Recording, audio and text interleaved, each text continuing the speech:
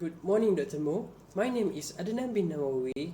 My friend and I would like to give a speech about the utilization and management of natural resources in Indonesia. For my part, I will explain the background of this country. Did you know Indonesia is the largest archipelago in the world with 5 main islands and approximately 30 groups? These islands are located at the confluence of the Pacific and Indian Oceans and extend to Asia and Australia. There are more than 1,300 recognized ethnic groups. In Indonesia, the 6 largest ethnic groups are Java, Sunda, Batak, Sulawesi, Madura, and Betawi. Indonesia is a representative democratic republic with a multi-party system. The president is the head of state, government, and commander-in-chief of the army force. Due to the humid weather, we have not seen so many fires this year, but the root cause of the problem has not yet been resolved. Almost all fires in Indonesia are man-made.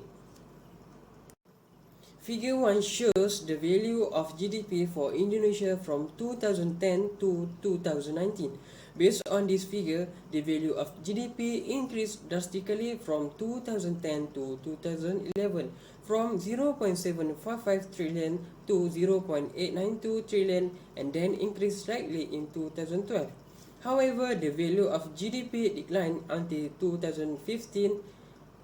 Once again, Indonesia is recorded a significant increase in the value of GDP until 2017, which is 1.016 trillion. This value continues to increase until 2019, which is 1.119 trillion. In figure 2, the inflation rate in 2010 was 5% and then it rose by 0.4% in 1 year. The inflation rate then fell to 4.3% in 2012.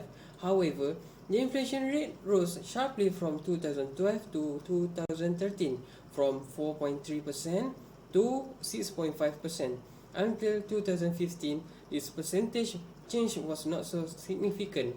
Indonesia's inflation rate for 2016 was 3.53%, a decrease from 2.84% from 2015. Indonesia's inflation rate for 2017 was 3.81%, up 0.28% from 2016. Indonesia's inflation rate for 2018 is 3.20%, a decrease of 0.61% from 2017. Indonesia's inflation rate for 2019 is 3.03%, a decrease of 0.17% from 2018. In 2010, there were 23,941 large industrial companies in Indonesia. However, the number of Indonesian companies is not enough to adapt to and reduce unemployment. Local facts: Indonesia's high unemployment rate is attributed to lack of educational opportunities, lack of development opportunities, lack of competitiveness, and lack of qualifications. According to statistics from UNESCO, there are 113 billion children and young people in the world.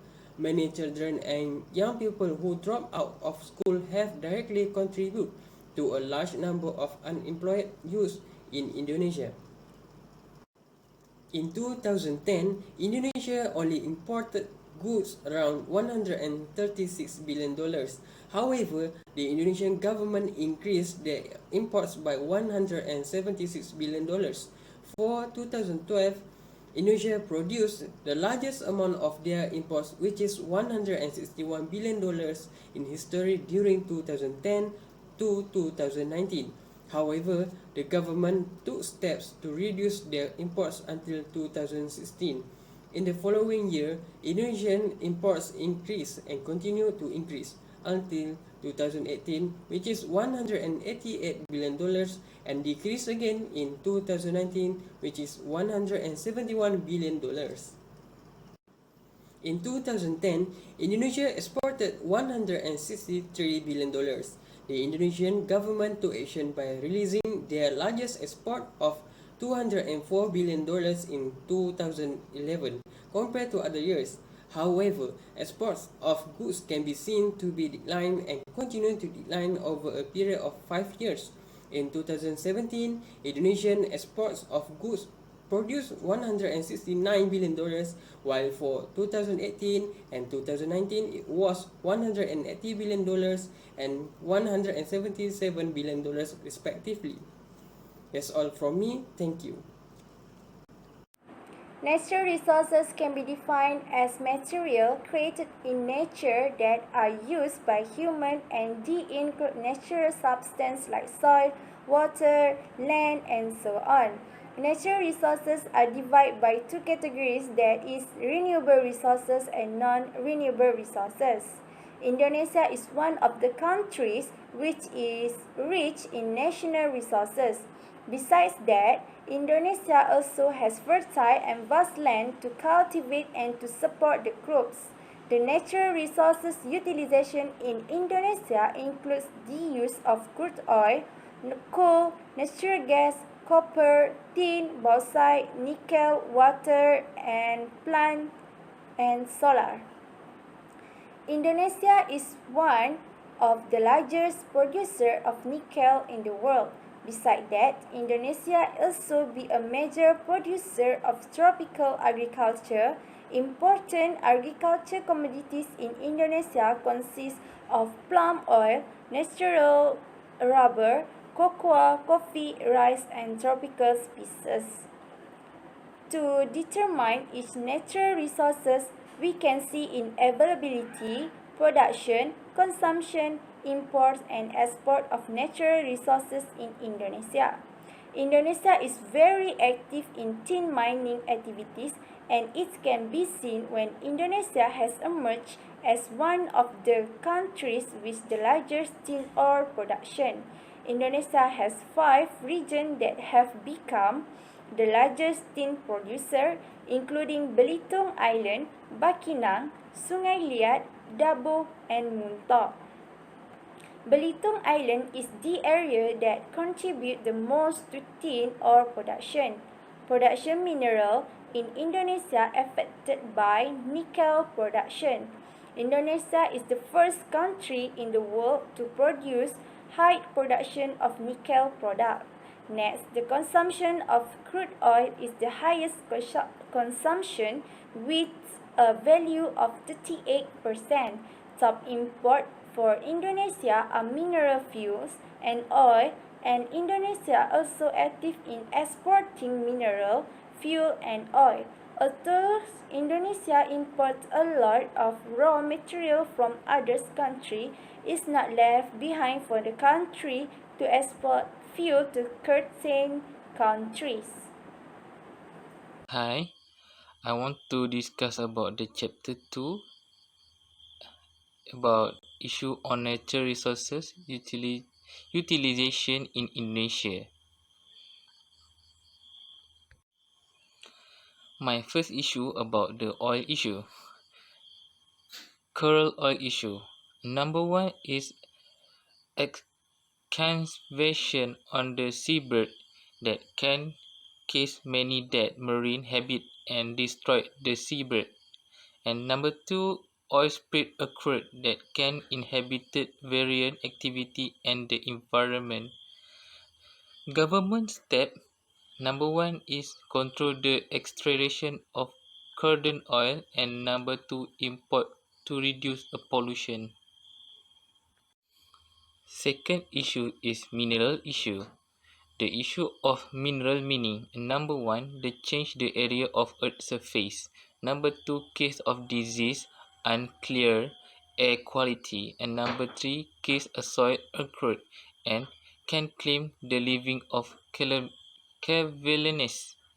Number four, water pollution can occur. And number five, control the destruction of the environment such as a plant and animals. Government measure. Number one, terminate the contract of the mining company. And number two, control the fraud, encroachment and illegal mining. The last issue is the water issue. Around water supply have the issue is the main issue. Number one, a pollution from some factor. Number two, the quality of pollutant water due to pollution released by the plant. Three, Number three is not clear water supply, and number four, some residents do not have water facilities. And government measure number one is giving the punishment to the people who polluted water, and number two, provide member to monitor the factors and rivers. Thank you. Okay, we continue to the Indonesia Sustainable Land Management.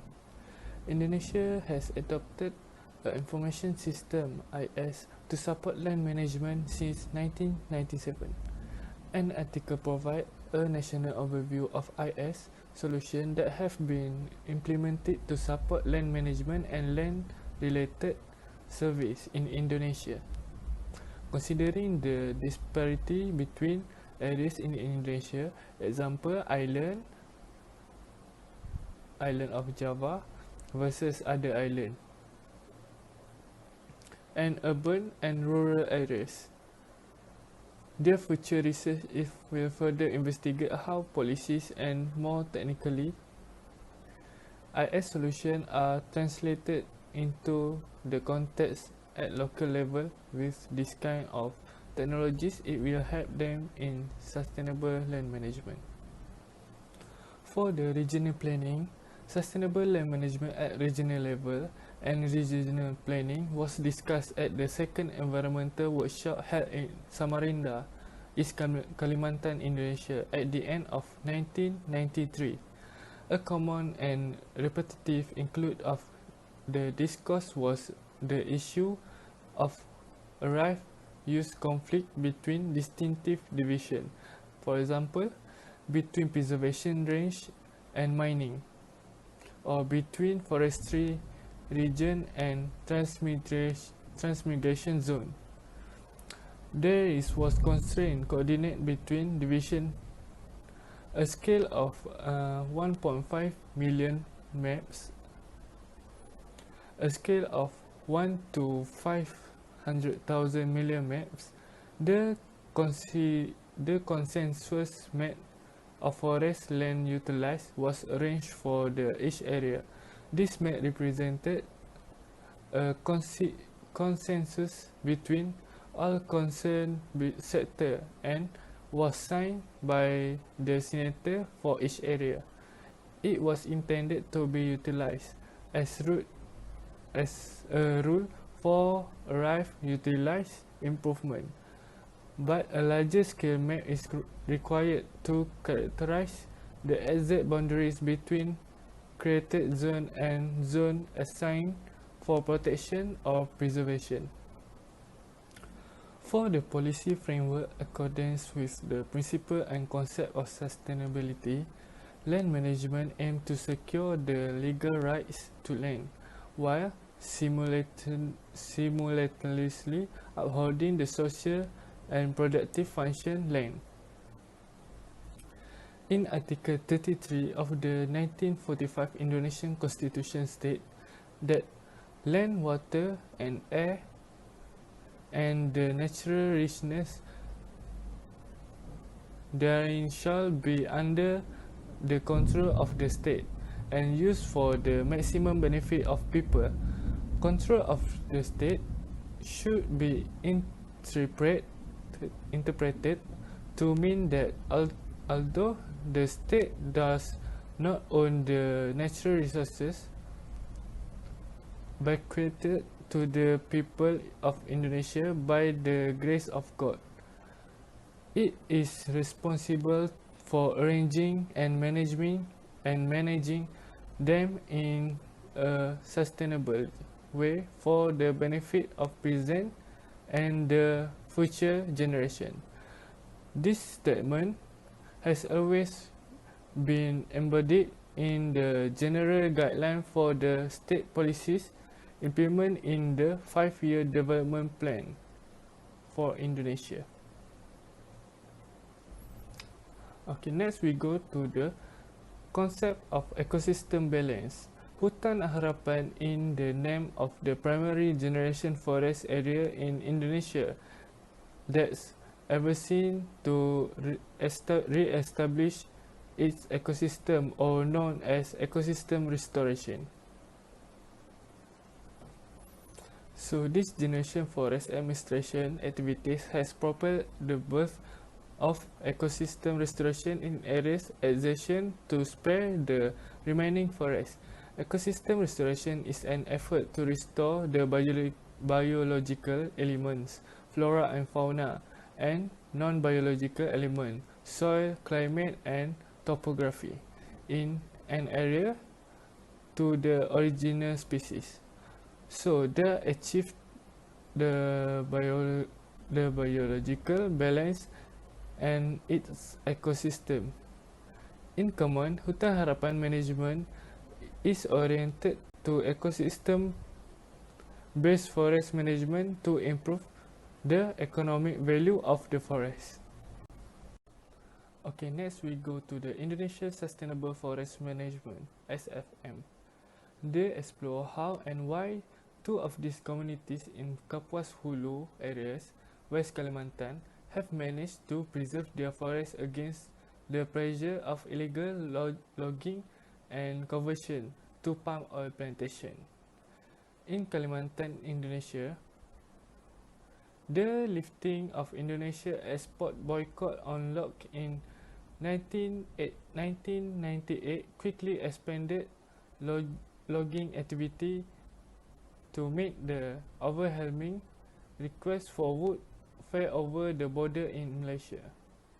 It reflects what Ruder and Roper call the frontier model, example occurring in the place with large forest areas being capital driven and including encounters between competing social, cultural, socio-economic, and economic ecological practice, discourse, and tradition. Advocacy coalition framework is based on the premise that understand the policies change required a perspective over a decade or more, and that the most useful way to think of change over such a period is a concentrate on the policy subsystem or domain. After that, concerns start to be raised about deforestation and forest degradation in Indonesia by Indonesian NGOs and outside research and observed within the mid-1980s. At the time, when international concern amongst misfortune of tropical forests and the part of the universal timber trade in this were expanding. C&I should be updated continuously to be able to cope with the climate change and assess sustainability of the changing ecosystem. Assalamualaikum warahmatullahi wabarakatuh. My name is Aidil bin Ali Masra. My MyTech number S54644. Today I want to present about conclusion.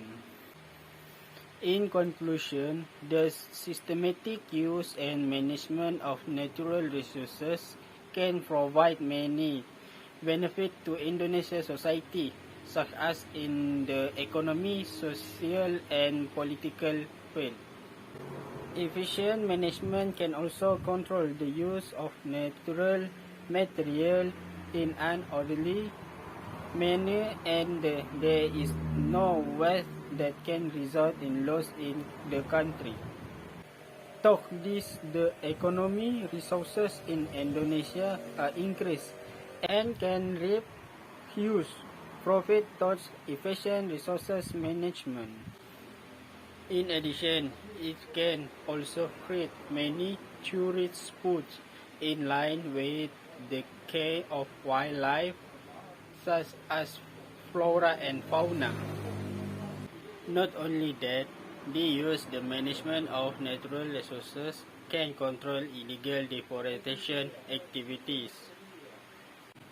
Furthermore, the presence of green technology in daily life also provides many benefits to Indonesia. The use of environmentally friendly green technology can reduce the waste of natural resources. It can also reduce environmental pollution. Furthermore, Indonesia is always looking for the method used by developing countries in the use and management of natural resources to ensure that their country is able to compete with development countries. For example, in the United States, violation of environmental law generally result in civil offense, resulting in monetary penalties and possible civil sanctions such as injunction. Many environmental laws also provide for criminal penalties of serious violation. Therefore, Indonesia has always been concerned about the care of natural resources.